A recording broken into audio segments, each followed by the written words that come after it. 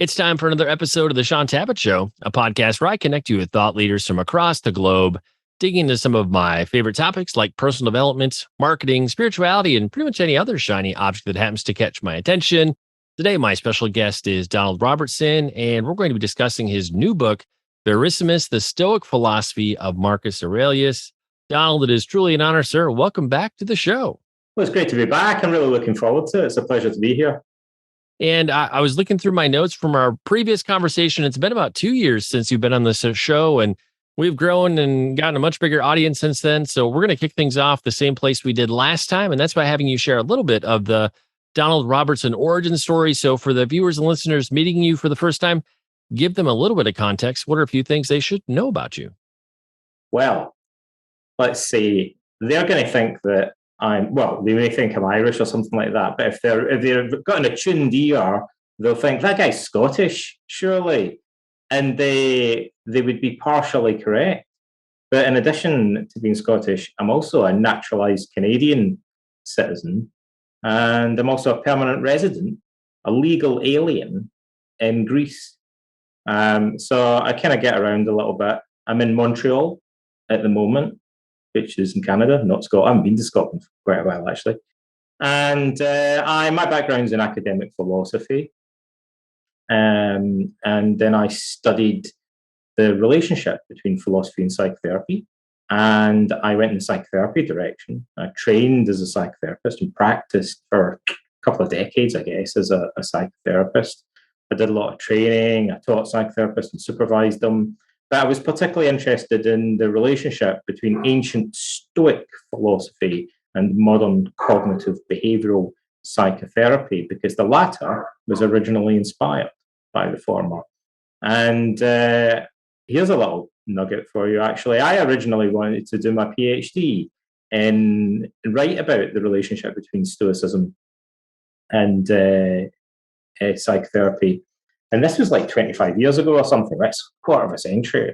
So this does sound a little bit like me saying I was into this band before they were cool or something like that. So at that time, nobody cared about Stoicism. It was considered a real niche subject. It was not even taught in the undergraduate curriculum of most philosophy degrees. And I could not find anyone to supervise my PhD. So to this day, I don't have a PhD. And so I thought, well, why should I bother writing a book, a dissertation anyway? Like if I can't find the supervisor for the subject I want, I thought, why not just write a book and publish it and get paid for the process? And so I did that, and I published a book. Here's another paradox that was called The Philosophy of Cognitive Behavioral Therapy. It was meant to be for an academic publication for philosophers and psychotherapists. I reviewed the relationship between Stoic philosophy and modern cognitive therapy and all the parallels between them. And none of them read it. I thought, there's a moral to the story, which is what seems, as Socrates and ancient Greeks love to say, there are many reversals of fortune, and what seems like a setback, it often turns into an opportunity, and vice versa. So none of them read the book that I'd written for these guys. I was like, dudes, I've done this for you. And they just weren't remotely interested. But loads of other people read it. A lay audience, as we sometimes say, our general readership. And it was not a self-help book, but they read it as if it were a self-help book. And it's now in its second revised edition. And it's been translated recently into Japanese. Apparently Stoicism is big in Japan. And a couple of other languages as well. And from that point onwards, I ended up being asked to write one book after another. And I'm now basically mutated into a pretty much a full-time author who writes books about Stoicism. And that's why I'm sitting here, my good friend, talking to you today. Wow. I think we got into a few different spots than the last time you shared your origin story. So it's always fun to see different things that come out when you ask that same question a few years down the road. We talked about this as well in our previous interview. In my world, at least for books that I've been exposed to, a lot of Ryan Holiday's books really brought Stoicism to life for me. But I'm curious, with just all the crazy turmoil and challenges of the past 2 to 3 years across the globe, do you think that's also pushed people towards Stoicism as well? Or, I mean, obviously there's a a renewed interest. It continues, but I'm just curious from through the lens of the past few years. To go further and say, I know that it has, because we have data from the publishing, and we've got nowadays the weird thing is we have loads of statistics on things, and we've got data from the publishing industry that shows that books on Stoicism spiked in sales during the pandemic, actually. So, like, one of the things seems to have been actually the pandemic. And then then the other thing that's kind of a bit harder to quantify is just kind of the global issues and politics, is that kind of pushing people towards Stoicism. But for some reason, lockdowns and things like that seem to have meant that people start reading Seneca and Meditations of Marcus Aurelius. And in terms of research, I'm curious for you how this project differed from previous. I've worked with authors through the years on children's books and illustrated books in my publishing role, and doing something illustrated is a different journey than just a traditional book with only text. So, how did this look different from previous writing journeys? Buddy, I wish I'd spoken to you about this sooner. Because in some ways, I'm quite a naive guy. I went into this thinking, or I should have known, but I kind of approached it as if it was just like writing a regular book. And I very quickly realized, as you've said, it's not. Like, and for starters, like, you normally get a year to write a book in the publishing industry, and sometimes it's slightly less. But so I kind of naively assumed that we could do a graphic novel in a year. And then I was on a phone call with a guy called Alakos Papadotis, who's the illustrator for a best-selling graphic novel called Logicomics, a superb book. It's written by a team of guys that are based in Athens, and it's about Frege and Wittgenstein and Bertrand Russell and the history of logic, modern logic, basically. It's a great book, philosophy in a graphic novel. And he kind of just casually in the middle of our conversation mentioned it took them 6 or 7 years to finish the book. And I thought, how am I going to pay the rent? Like, I don't get paid 7 times. I thought, okay, we can't take 7 years. So we had a very workman-like schedule, like, that we tried to follow. I'm sure Zeh, our illustrator, will tell you that I was quite strict about the times and stuff.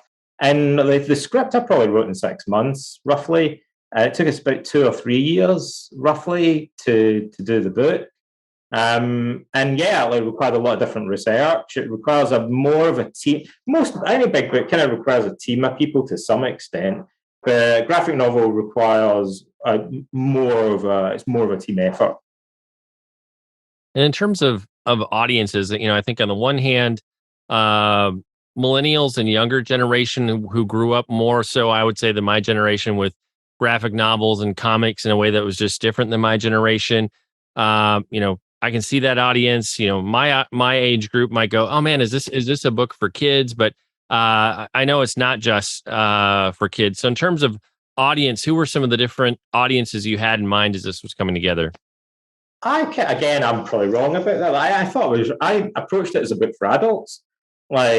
So graphic novels often, not always, I'll say there's exceptions, right? So by the way, you could just write a graphic novel where you write a lot of dialogue and then it's just little matchstick men in black and white pictures that are speaking, and that wouldn't take as long. So, there's always exceptions to the rule. It's quite a varied art form. But we did full color, painting, like illustrations. It's quite a long thing. So that's the type of book that we produced.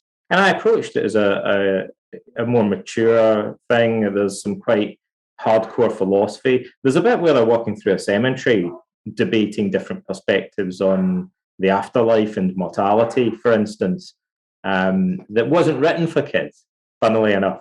And there's crucifixion, there's torture, there's a lot of warfare, there's partial nudity, there's, because we wanted to kind of make things authentic to the times. And one of the things that emerged was, there were dark times in many ways, and violent times, and there's some brutality. So I thought, I don't know, could kids read it? At what age would they read it? And funnily enough, I always thought I would probably underestimate this, but I think, I thought maybe it's like PG-15 or something like that.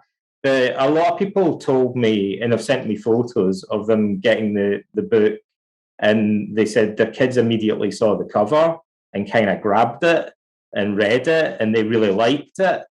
So I was like, I don't know. I guess compared to a lot of stuff that's on TV nowadays, it's maybe, relatively speaking, it's maybe not that shocking. But it's more aimed at adults. And I was a little bit surprised that 12-year-olds, 13-year-olds liked it. I thought, are they going to be into philosophy and stuff that's in here? But apparently they are. But maybe kids these days are different from when I was 12.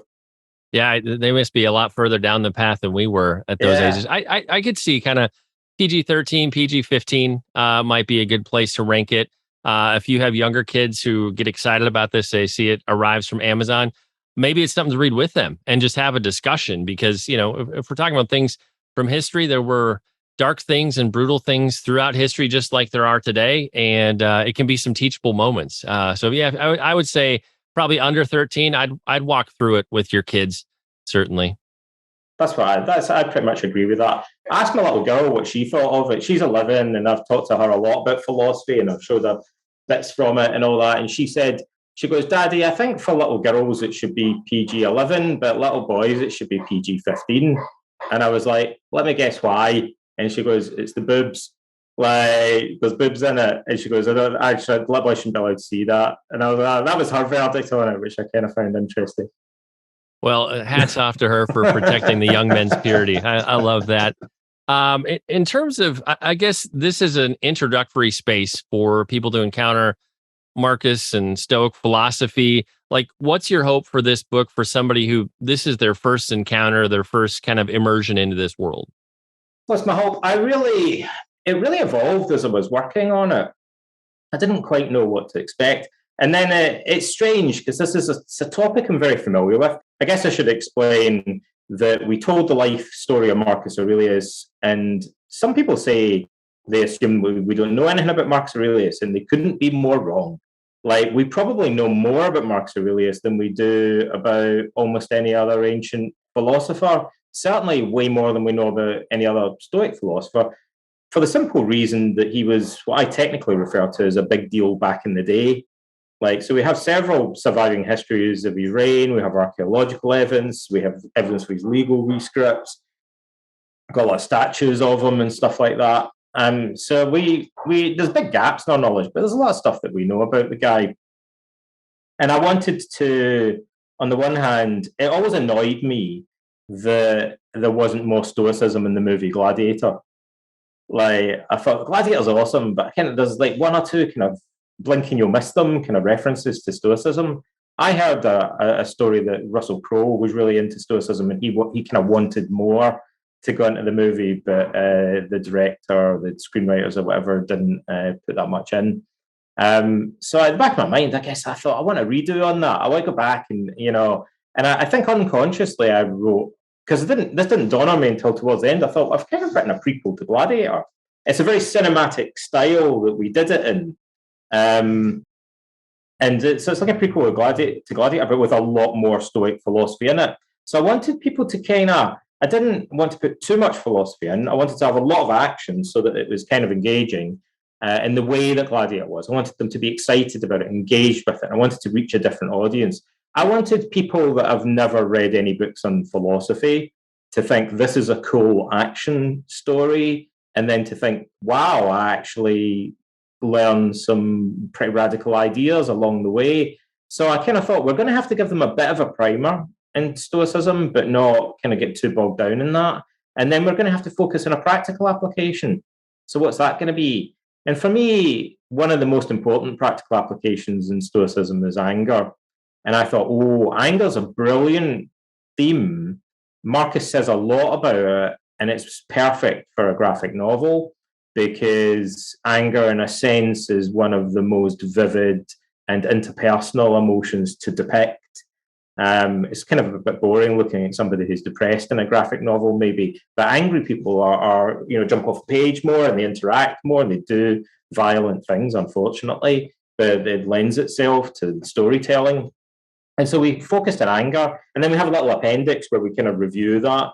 Like, so that people go, there was some cool ideas about anger in there. What were those again? Oh, there's like a cheat sheet at the end. So they might go away and think, maybe I could actually use this as self-help as well. So once again, I've tried to kind of have my cake and eat it and give it to someone else, like by having a history, philosophy, and self-help somehow all kind of squished together into one book. Well, and I would agree. Anger as a theme is a lot easier to work with in a graphic format than somebody depressed or quiet or just sitting around. That's not quite as much fun. In terms of people who this is their world, they live and breathe Stoic philosophy. They've read all the books. I'm curious how kind of the card carrying members, so to speak, how have they responded? I'm assuming you had people read through this before it released. You've been out for a little bit. How are those folks responding? So yeah, we have. I mean, we have like a whole bunch of people that we've worked with. We had consultants that we worked with on the historical authenticity of the belt buckles of Roman legionaries and the length of their swords and everything, the language. So there's a lot of like I was going to say, there's a lot. We put a lot of effort into the research. We talk a bit about that. But then we also sent out at various stages review copies to people at very early stages. We had people review the black and white pencil drafts, the script. Then we had them go over a black and white finished print, an electronic version. We sent out advanced review copies of the book, all stages to altogether roughly 50, 60 people, something like that. Some of them, like, and one of the ironies, Socrates said this. He famously said he went off at the beginning of his mission from God and he questioned the leading politicians and experts of his era. And he says in the apology, clear as crystal, he goes, one of the biggest revelations he had was that a lot of the wisdom that he discovered was not in the experts in Athenian society, but in ordinary, everyday people that he was questioning in the street. And so some of the best feedback we had was from one of my friends who's a barmaid and, other just kind of like random people that were interested in the subject. But we also had classicists and historians and philosophers and stuff look at it. And, I think what we gained from that was it really tightened up some of the details in it. We got to get a very good response to the artwork and to the story. And right at the very end, we sent a review copy to a well-known classicist called Robin Waterfield, who's a very prolific author and translator. And he went through it with a fine-tooth comb, and gave me feedback like a professional editor would. So we were like, wow, there weren't many kind of major things, but at the last minute, we got this final sweep through of you probably want to change this phrase or so that really helped with the evolution of it. Yeah, I love that you crowdsource feedback from a wide array of folks, which I always feel like gives you an opportunity to have a better sense of how it's going to hit when the book actually gets into the market. In terms of the chapters or the stories in the book, however we want to describe them, are there any one or two that you're most proud of that stand out? They bring something across in a way that's just delightful to you. What stands out for you? It's interesting because the perspective I have, as the kind of creator is very different. It's hard for me in a way to view it as a reader, strangely. As a creator, the first thing that jumps into mind is we have a chapter on the Empress Faustina. And the reason I like that is that wasn't in the original draft of the book. And I read it and thought, of course, because we're basing this on the Roman histories, to some extent, it's quite male-centric. Not entirely so, but the source material is not entirely, but somewhat male-centric. And I thought, there's not enough female characters in this, but there could be because his wife is quite a prominent figure. And I thought, okay, what would be an easy way to restore the balance there?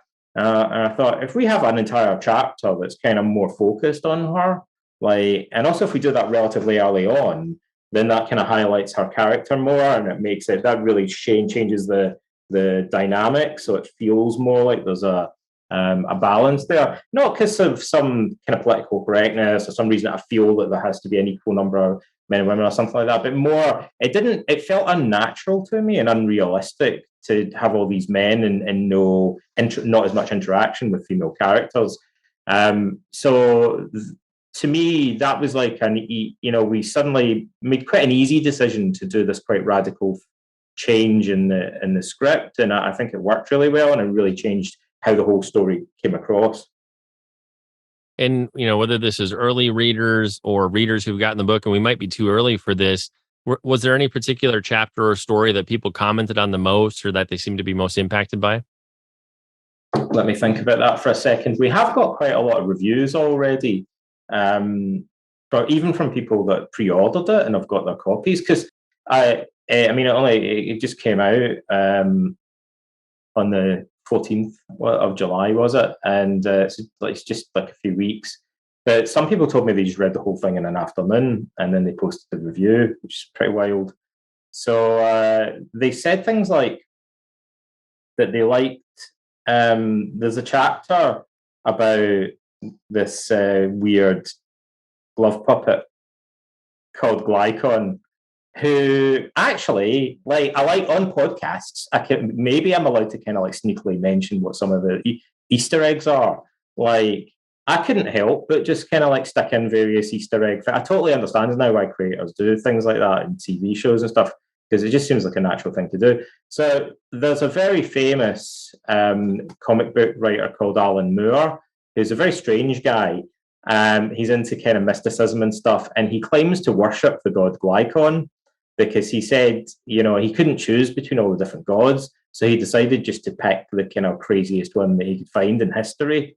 And he picked Glycon, who is a kind of sock puppet shaped like a snake with long human hair and human ears that used to deliver oracles, and features prominently in the Roman history's accounts of the events during the reign of Marcus Aurelius. So we have a chapter that's kind of about the cult of Glycon.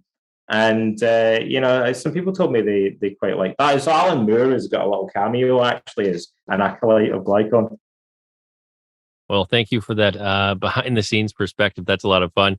In terms of readers' journey with the book, they spend the time, they get to that last page. Like, what's the impact? How do you hope, what's the takeaway for somebody from this? Because a lot of times you wouldn't think there's a takeaway from a graphic novel, but you've just described a bunch of stuff where I'm like, there's got to be some core takeaways you hope everybody sees. There's a lot, and I think people are saying that they've got different things from it. And some are historical, some are philosophical, and some are psychological. So historically, I think that some people are this. I've got enough experience of working on this material from different perspectives that I expected this to happen. That some people would say, well, I thought I knew about Marcus Aurelius, but it kind of really changed my perspective on him. To see it visually. And one reason for that is that when we think of someone like Marcus Aurelius, because of the way the Meditations is written, we sort of visualize this guy in his private chamber alone at night by lamplight, maybe writing his notes or something like that. And that's not really, there are a couple of scenes like that, but throughout most of the graphic novel, that's not really how it comes across. Because what's missing from that, which define a person's character in a sense, are the constellation of people that surround him. And so Marcus has all these incredibly colourful characters in his life. And so adding those in kind of creates a contrast. And that really makes the story much more dramatic and varied and colourful. But it helps us to understand Marcus. He was a kind of quiet man in some ways. He was surrounded by pretty crazy people, quite extreme characters in his family and people that he had to deal with. So it becomes a very different, that's his life story. That's his life, though, involves those people. So the story of his life isn't about this quiet man in a room on his own. It's about this quiet man, sometimes in a room on his own, but also having to deal with these, larger than life Hadrian and Lucius Verus and, Glycon and stuff. So I think they'll take away a different perspective in the history. I think maybe people that aren't familiar with Stoicism will take away at least a kind of basic understanding of what Stoicism is, and maybe also a more humanized version of Stoicism. A lot of people have told me it kind of put a human face on Stoicism, and they were able to see Marcus Aurelius more as a real flesh and blood kind of fallible person that was kind of struggling and working on a journey of self-improvement rather as a sort of, one-dimensional kind of idealized figure. And then also I hope that they'll get some strategies that they can use to cope with anger. And in terms of your journey, we've already alluded to that taking this on was a unique project. Any way this has impacted you as a writer, as a creator for the long term? Yeah, I mean, it's definitely changed. Now, one of the funny things about writing is it's all out of sync because you spend maybe a year or more writing a book, and then it might be like a year before it actually hits the press and hits the shelves and people start talking about it and stuff. So I've written another whole book since then, which is in press and will be out in the spring. And I'm in the middle of writing the book after that, right? So I'm like, I've got to kind of orient myself a little bit. So I'm like, oh yeah, Verissimus, I wrote that ages ago. Like I've kind of forgotten about that because I was doing something else. But I've written 3 books in a row about Marcus Aurelius. I wrote a self-help book about him called How to Think Like a Roman Emperor that does have all these vignettes about his life story. I wrote Verissimus, which is a graphic novel. And then I wrote more of a conventional prose biography for Yale University Press about him, although the remit was to make it different from other biographies and focus more on his character as an individual rather than the events that surrounded him. And that's finished. So it's weird because the prose biography, I thought, this is going to be really kind of boring because I've spent so much time studying this guy. And for the graphic novel, I had to research areas that I hadn't even thought about before. Like I'd sit there and I'd think, I've spent years studying this, so I kind of know most of the information. And then we'd be working on it, and I'd think, I don't really know exactly what does a Roman bed look like? What exactly is the layout of the interior of a Roman fortress like? And what, little details, what would tribesmen in Egypt be dressed like? And I thought, there's a bunch of research that I haven't done that, maybe nobody's done. I'm going to have to kind of spend time on. And so then, having done that, because of the challenge of visualizing things, I thought, prose biography should be a walk in the park now. But somehow it wasn't, and I had to really dig a lot more deeply into the subject. But I think, honestly, what writing the graphic novel, like I mentioned a moment ago, when I came to write the prose biography, I think I approached it differently because there's probably a number of things, but one of them is that I put a lot more emphasis on Marcus's relationships with other people. So there's a lot of emphasis on his relationship with Hadrian that usually isn't explained as much. And there are many biographies of Marcus Aurelius, but they don't normally talk about that as much. And also the opening chapter is all about his mum. So she's normally kind of a footnote. The whole of her first chapter is about his mother. Because sometimes with ancient history, you have to say, we can't be sure. But I think it's plausible that his mother selected his Stoic teachers, and that's unusual. He had far more Stoic tutors as a child than would be normal. And so the interesting thing about that is he did not choose those tutors. Someone made him a Stoic basically by choosing several Stoic teachers. And I think it was probably his mum. That's fascinating. Well, the mother's influence is always big, no matter who we are, what time we're from. Donald, in terms of people connecting with you, finding out about your range of books, all the things, how do we discover you on the web? They can go to my website, which is donaldrobertson.name. So it's NAME instead of .com. And, there's lots of courses and articles, and I've written hundreds and hundreds of articles. And I've written about 6 books or more. No, I haven't. I've written more. I've written like 8 books or something, roughly. I don't know. Sometimes I forget some of them. So they'll find all of that on the website and all my social media. I'm pretty active on social media, whether I like it or not. I kind of have to be to promote books and stuff. But they can find me on social media and the groups that I run on the internet for Stoicism and stuff as well. And like we do with every episode, we'll make it easy. We'll have links in the description and the show notes to Donald's website, as well as places where you can pick up your very own copy of this brand new book. It's time to bring this episode of the Sean Tabbett Show to a close. Many thanks for being a part of my conversation with Donald Robertson. Once again, our book today was Verissimus, the Stoic Philosophy of Marcus Aurelius. And Donald, I want to say thank you so much for sharing with us today. It's been an honor and a pleasure to have you back on the show. Well, likewise, it's been a pleasure. Thanks very much for inviting me on.